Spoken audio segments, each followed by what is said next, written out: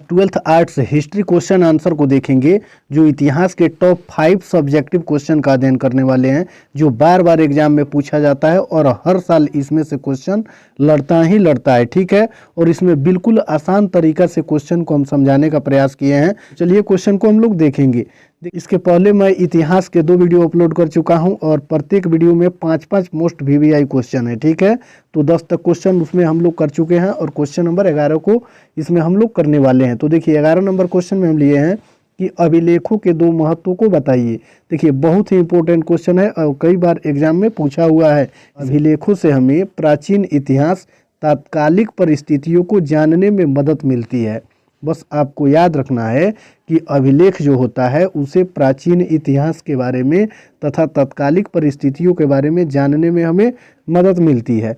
और दूसरा पॉइंट में लिखेंगे कि अभिलेखों की सहायता से संबंधित साम्राज्य, अभिलेखों की सहायता से संबंधित साम्राज्य, राजवंश आदि की सही तिथि और कालक्रम की गणना करने में मदद मिलती है। अभिलेख वे होते हैं जिनसे हमें किसी साम्राज्य या संबंधित साम्राज्य की जानकारी प्राप्त होती है या उस साम्राज्य के राजवंश या तिथि या कालक्रम की गणना करने में मदद मिलती है। किसके द्वारा? अभिलेखों के द्वारा। तो 2 महत्व इसमें आप लोग समझ गए होंगे। और चलिए 12 नंबर फिर क्वेश्चन में हम लोग देखेंगे कि ब्राह्मी और खरोष्टी लिपि में क्या अंतर है। ब्राह्मी और खरोष्टी लिपि में क्या अंतर है, तो इसका उत्तर हम लोग देखेंगे कि ब्राह्मी और खरोष्टी लिपि में भारत के पढ़े जाने वाले सबसे प्राचीन लिपियों में से है। ये ब्राह्मी और जो खरोष्टी लिपि है वो भारत में पढ़े जाने वाले सबसे प्राचीन लिपियों में से एक है। जहां ब्राह्मी लिपि का सबसे पहले प्रयोग 5वीं से 6ठी शताब्दी ईसा पूर्व में, खरोष्टी लिपि का सबसे पहले प्रयोग 3री से 4थी सदी ईसा पूर्व में देखा गया था। यानी आपको याद रखना है कि ब्राह्मी और जो खरोष्टी लिपि है वो भारत में पढ़े जाने वाले सबसे प्राचीन लिपियों में से है।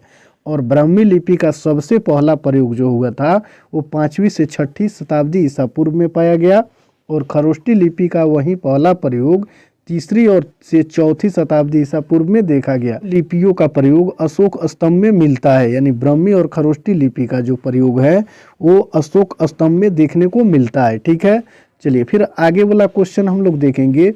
13 नंबर क्वेश्चन में है कि आईन ए अकबरी क्या है, यह कितने भागों में विभाजित है। तो इसका आंसर हम लोग लिखेंगे कि आईन ए अकबरी मुगल सम्राट अकबर के शासनकाल में लिखा गया एक विस्तृत ग्रंथ है।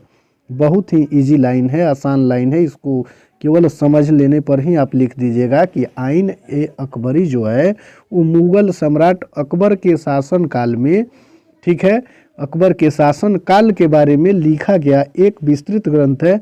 यह फारसी भाषा में लिखा गया था। यानी आईन ए अकबरी किस भाषा में लिखा गया था? फारसी भाषा में लिखा गया था और इसे अबुल फजल ने लिखा था। आईन ए अकबरी को किसने लिखा था? अबुल फजल ने लिखा था और यह 3 खंडों में बटा हुआ था। कितने खंडों में? 3 खंडों में। तो फिर से इस क्वेश्चन को एक बार हम लोग देखेंगे, याद यहीं पर हो जाएगा कि आईन ए अकबरी मुगल सम्राट अकबर के शासनकाल के बारे में लिखा गया एक विस्तृत ग्रंथ है और यह फारसी भाषा में लिखा गया है और इसे अबुल फजल ने लिखा था और इस ग्रंथ को 3 भागों में बांटा गया है। चलिए फिर आगे वाला क्वेश्चन हम लोग देखेंगे। 14 में दिया हुआ है कि त्रिपिटक क्या है, तो इसका आंसर हम लोग देखेंगे कि त्रिपिटक का शाब्दिक अर्थ होता है 3 पिटारी। त्रिपिटक का शाब्दिक अर्थ क्या होता है? 3 पिटारी। यह बौद्ध धर्म का प्रमुख ग्रंथ है। यानी त्रिपिटक जो है वो बौद्ध धर्म का प्रमुख ग्रंथ है जिसे सभी बौद्ध संप्रदाय महायान, थेरवाद, ब्रजयान, स्तिवाद आदि मानते हैं। यह बौद्ध धर्म का प्राचीनतम ग्रंथ है जिसमें भगवान बुद्ध के उपदेश संग्रहित हैं। चलिए फिर आगे वाला क्वेश्चन हम लोग देखेंगे में है कि सहायक संधि से आप क्या समझते हैं। तो इसका उत्तर हम लोग लिखेंगे कि सहायक संधि मूल रूप से ब्रिटिश ईस्ट इंडिया कंपनी और भारतीय रियासतों के बीच एक की गई संधि थी। यानी जो सहायक संधि थी वो ब्रिटिश के ईस्ट इंडिया कंपनी और भारतीय रियासतों के बीच एक किया गया समझौता था या संधि था, जिसके आधार पर भारतीय राज्यों ने अपना अधिकार अंग्रेजों के हाथों में सौंप दिया। यानी अंग्रेजों के हाथों में वे अपनी संप्रभुता को खो दी या अपने अधिकार को सौंप दी। यह एक बड़ी प्रक्रिया थी जिसके कारण भारत में ब्रिटिश साम्राज्य का निर्माण हुआ। इसे 1798 से 1805 तक भारत के गवर्नर जनरल लॉर्ड वेलेस्ली के द्वारा बनाया गया यह संधि था। ठीक है,